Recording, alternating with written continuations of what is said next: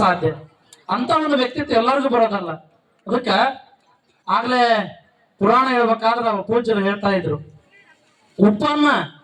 ಉಪ್ಪನ್ನ ನೀರಲ್ಲಿ ಹಾಕ್ರಿ ಏನಕತ್ರಿ ಅದು ಏನಕತ್ರಿ ಕರಗ್ತತಿ. ಸಕ್ಕರೆಯನ್ನು ಹಾಕ್ರಿ ನೀರ್ನಾಗ ಏನಕತ್ರಿ ಕರಗ್ತತಿ.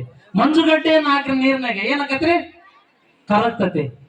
ಆದ್ರೆ ಅದೇ ಒಂದು ಮುತ್ತನ್ನ ಬರೀ ನೀರಲ್ಲಲ್ಲ ಹೊಳೆಯಲ್ಲಲ್ಲ ನೀವು ಸಮುದ್ರದ ತಗೊಂಡೋಗಿ ಹಾಕಿದ್ರು ಸಹಿತ ಆ ಮುತ್ತು ಏನಾದ್ರೂ ಕರಗ್ತತೇನ್ರಿ? ಕರಗೋದಿಲ್ಲ. ಅಂತ ಒಂದು ಮುತ್ತು ಏನಂತಂದ್ರೆ ನಮ್ಮ ಹಿರೇಕುಳಚಿಯ ಡಾಕ್ಟರ್ ಪರಮಶ್ರೀ ಹಿರಿಯ ಶಾಂತವೀರ ಮಹಾಸ್ವಾಮೀಜಿಗಳು ಹೇಳ್ತಾರ, ಮಹಲಿನಲ್ಲಿ ಕುಳಿತುವ ಮಂತ್ರಿ ಎಲ್ಲ, ಮಠದಲ್ಲಿ ಕುಳಿತು ಮಣಿ ಎಣಿಸುವ ಮಠಾಧಿಪತಿ ಎಲ್ಲ, ಮಾಡುವ ಕೆಲಸ ಮರ್ತವ ಮಾಸ್ತರಲ್ಲ ಅಂತಂದು ಹಿರಿಯರು ಹೇಳ್ತಾರ. ನಾನು ಪ್ರಧಾನಮಂತ್ರಿ ಅದ, ನಾನು ಮುಖ್ಯಮಂತ್ರಿ ಅದನ್ನು ಅಲ್ಲೇ ಕುತ್ಕೊಂಡ್ರೆ ಚೇರ್ ಮ್ಯಾಗ ಏನೂ ಕೆಲಸ ಆಗೋದಿಲ್ಲ. ಬಹಳಷ್ಟು ಜನ ಸನ್ಯಾಸಿಗಳು ಕೇವಲ ಖಾದಿಯನ್ನು ತೊಟ್ಟು ರುದ್ರಾಕ್ಷಿ ಸರ ಹಾಕೊಂಡು ಅಲ್ಲೇ ಬರೀ ಮಠದಾಗ ಮಣಿ ಎಣಿಸಿದ್ರ ಜಪ ಮಾಡಿದ್ರ ಸಮಾಜ ಸುಧಾರಣೆ ಆಗೋದಲ್ಲ.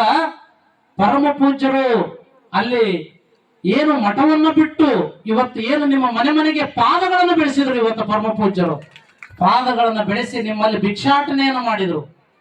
ಭಿಕ್ಷೆ ಅಂತಂದ್ರೆ ಸಾಮಾನ್ಯ ಅಲ್ರಿ.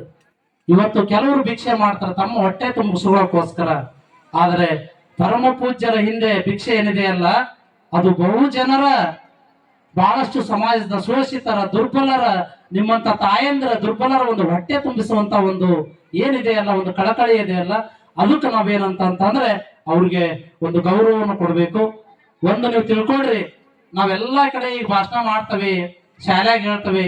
ಇವತ್ತು ನಮ್ಮಲ್ಲಿ ಏನ ಕಡಿಮೆ ಆಗೈತಿ ಅಂತಂದ್ರೆ ಎಲ್ಲ ಐತಿ ನಮಗೆ, ಆದ್ರೆ ಮಕ್ಕಳಲ್ಲಿ ಮೌಲ್ಯಗಳಿಲ್ಲ, ಸಂಸ್ಕೃತಿ ಇಲ್ಲ, ಸಂಸ್ಕಾರ ಇಲ್ಲ ಅಂತ ಹೇಳ್ತೇವೆ ನಾವು.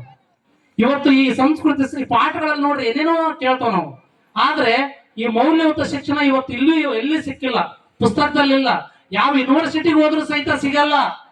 ಇಂಥ ಒಂದು ಮೌಲ್ಯ, ಒಳ್ಳೆಯ ಸಂಸ್ಕೃತಿ, ಒಳ್ಳೆಯ ಸಂಸ್ಕಾರ ಏನಾದ್ರೂ ಸಿಗ್ಬೇಕು ಅಂತ ಅಂದ್ರೆ ಅದು ಮಠದ ಸಂಸ್ಕೃತಿ ಅನ್ನೋ ಒಂದು ಮಾತು ಸ್ನೇಹಿತರೆ. ಮಠದಲ್ಲಿ ಎಲ್ಲ ಕಡೆ ಮಠ ಸ್ಥಾಪನೆ ಮಾಡಕ್ಕಾಗಲ್ಲ. ಅದು ನಿಮ್ಮ ಹಿರೇಕೊಳಚೆ ಗ್ರಾಮ ಪುಣ್ಯ ಮಾಡಿರಿ ನೀವು.